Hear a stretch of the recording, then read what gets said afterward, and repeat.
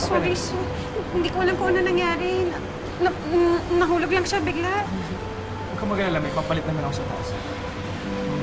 Sorry talaga. It's fine.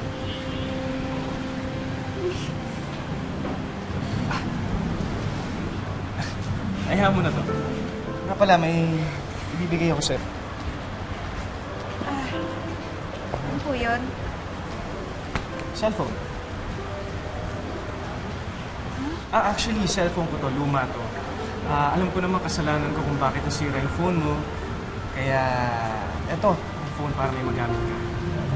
Naku, sir, hindi ko po matatanggap yan. Ay, hindi ko naman siya ibibigay sa'yo. Pahiram lang. Pansamantala lang habang wala kang ginagawa. Kapag nakabili ka ng bago, saka mo na ibalik sa akin. Papahiramin niyo po ako ng cellphone? Para naman makabawi ako sa mga kasalanan ko.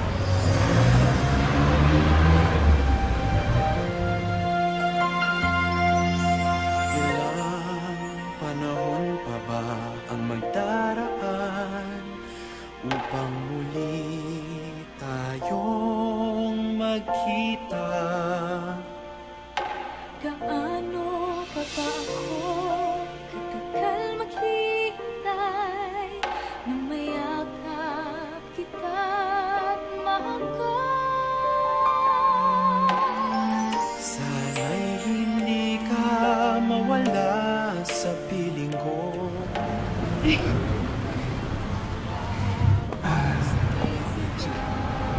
Huwag mong buti, ha? Thank you, sir.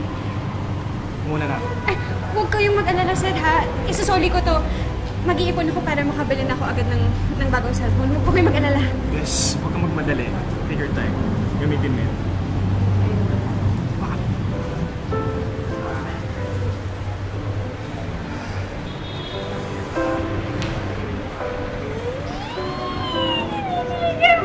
Binigyan kayo ng cellphone!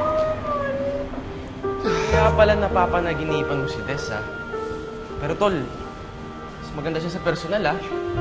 Tsaka mas maganda siya dun sa babaeng pinakita mo sa picture. Tsaka kung magbibigay ka ng cellphone, bakit luma pa? Kung manliligaw ka na lang rin, sana tinodo mo na, tol. Yung bago-bago naman. Hiram lang yun. At saka hindi ko siya nililigawan to. Bakit naman hindi? Ngayon ka pa ba matutorpe? Tol, andyan na sa harap mo yung dream girl mo, oh. Nililigawan siya ng putol ko. Si JV. Kaya pala. Pero kung hindi ba siya nililigawan ni JV, liligawan mo ba siya? Ikaw, ah.